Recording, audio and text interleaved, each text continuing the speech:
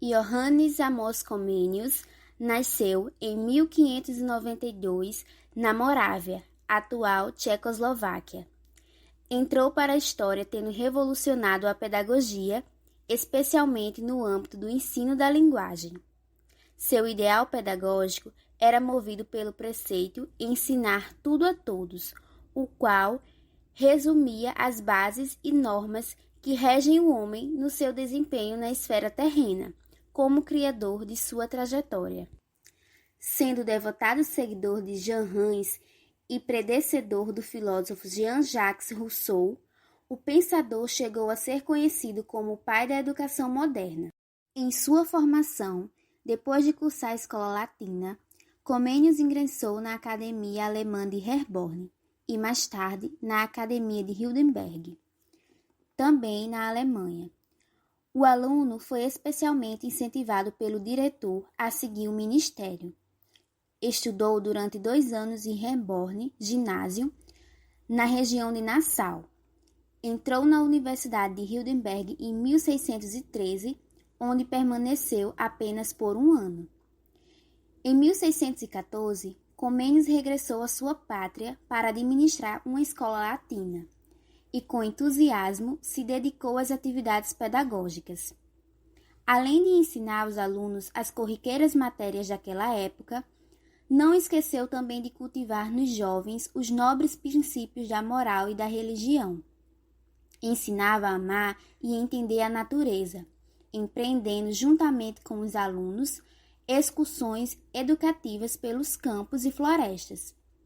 Sua pedagogia preconiza que se deve iniciar o aprendizado pelos sentidos, pois é através deles que se percebe os estímulos exteriores e, portanto, o que se considera real. Assim, as percepções sensoriais seriam impressas no interior do ser e, depois, analisadas pelos instrumentos racionais. Outro ideal seu era estimular o estudo das línguas, especialmente do latim, com o argumento de que era um instrumento importante para se ler a cultura europeia. Enquanto pedagogo, propôs uma verdadeira reforma educacional. Este educador tinha como principal meta trazer o ser para perto do Criador, transformando os indivíduos em cristãos exemplares, dotados do poder de exercitar suas virtudes potenciais, que devem irradiar na direção de todos, independente do status econômico, de gênero ou de condições físicas e mentais. Para ele, a didática podia ser definida como a prática de educar e também enquanto o ofício de ensinar. Os fundamentos de sua didática são o entendimento, a conservação e a praxis. Por meio deles, o indivíduo atinge 3 qualidades elementares: a aquisição de vastos conhecimentos, virtudes e religiosidade, que são intimamente vinculadas aos dons do intelecto, da vontade e da memória. Sua obra, fruto de intensos diálogos com filósofos como Bacon e Descartes, visa contribuir para que o homem, desde a infância, passando pela juventude, complete sua evolução rumo à perfeição espiritual e intelectual. Algumas de suas principais obras são O Labirinto do Mundo, 1623, Didática Tcheca, 1627, Guia da Escola Materna, 1630, Porta Aberta das Línguas, 1631, Didática Magna, versão latina da Didática Tcheca, 1631. Sendo considerada a principal obra de Comenius, Didática Magna apresentou grande importância para a educação mundial, pelo fato de conter uma das principais tendências pedagógicas a considerar as necessidades e limitações dos educandos. Também conhecido por Tratado de Arte Universal de Ensinar Tudo a Todos, nas palavras de Comenius, nós ousamos prometer uma didática magna, isso é, um método universal de ensinar tudo a todos. Comenius deixou uma obra pedagógica revolucionária, e as inovações introduzidas por ele nos métodos de ensino influenciaram em grande medida as reformas educacionais e as teorias de eminentes pedagogos de séculos posteriores. Em sua didática magna, expôs suas ideias principais e propôs um sistema educativo a ser aplicado da infância aos estudos pós-universitários. Considerado uma significativa liderança religiosa no contexto em que viveu, o pensador Johannes Amos Comenius faleceu no dia 15 de novembro de 1670. Para entender melhor sobre as concepções de infância de Comênio, é importante que a gente faça uma análise do contexto histórico em que viveu esse autor.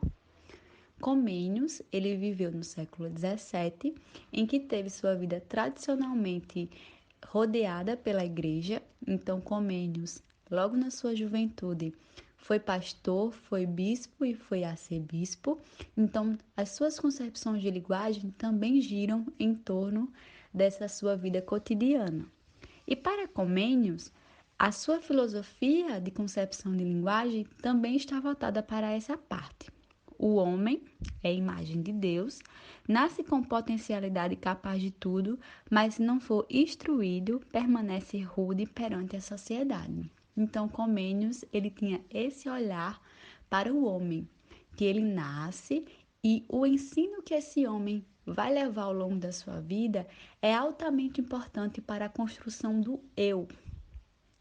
E é muito importante a gente perceber que Comênios, ele sempre teve esse lado de fazer comparação do homem com a natureza.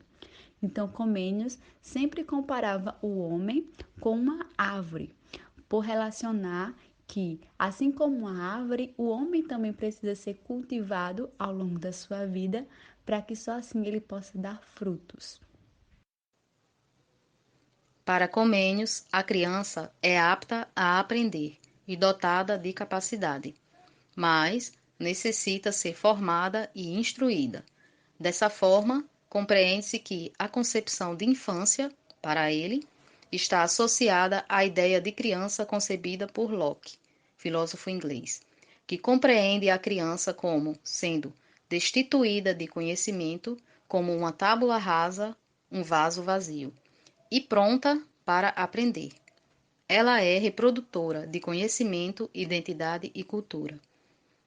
O pensador Comênios evidenciou a importância da educação na primeira infância, que é a base do progresso bem-sucedido na vida posterior. A concepção de Comênios na contemporaneidade. Entendendo que o pensamento do autor deve ser compreendido a partir da contextualização do modus vivendi, é possível tecer algumas relações sobre Comênios e o quanto ele influenciou a educação. Em primeiro lugar, deve ser destacado que Comênios é a principal voz no que tange à universalização do ensino, que proporcionou o desenvolvimento do seu ideal de ensinar tudo a todos, ideal este que o levou a se apartar de tudo que estava sendo aplicado em seus dias, levando-o a identificar que a real dignidade, o real direito à educação são intrinsecamente pertencentes a cada membro de uma família, pois, aos seus olhos, cada um deles são a imagem e semelhança de Deus. O pensamento comeniano é tão forte na atualidade que há uma grande busca por seus ensinos e escritos. Tanto que Bomila Araújo, autora do livro A Atualidade do Pensamento de Comênios, afirma que a Constituição da Unesco, Organização das Nações Unidas para a Educação, a Ciência e a Cultura, em sua Declaração dos Direitos Humanos e vários textos apresentados em leis e decretos redigidos nas instituições, são mediados pelo espírito comeniano, de forma que podemos perceber facilmente a apreensão pelo reconhecimento da dignidade de cada membro da família humana. Um princípio forte na base da fé cristã, sem a promoção de qualquer distinção ou discriminação, quer seja social, racial, econômica ou religiosa. Já Piaget, neste princípio, também influenciado por Comênios, nos diz que podemos entender por que Comênios se tornou apóstolo da colaboração internacional na própria educação. Sem dúvidas, as lutas que ele travou com seus próprios companheiros de profissão constantemente o obrigaram ao seu trágico exílio e arruinaram sua carreira, tanto como teólogo como educador, e lhe deu razões para suas convicções internacionalistas, assim como seu trabalho experimental como professor, desde que o ponto de partida para o seu pensamento fosse sempre sobre a educação. Por entender que a criança era um ser em processo de desenvolvimento espontâneo, compreendeu que estímulos audiovisuais colaborariam e muito na melhor fixação do conteúdo a ser assimilado.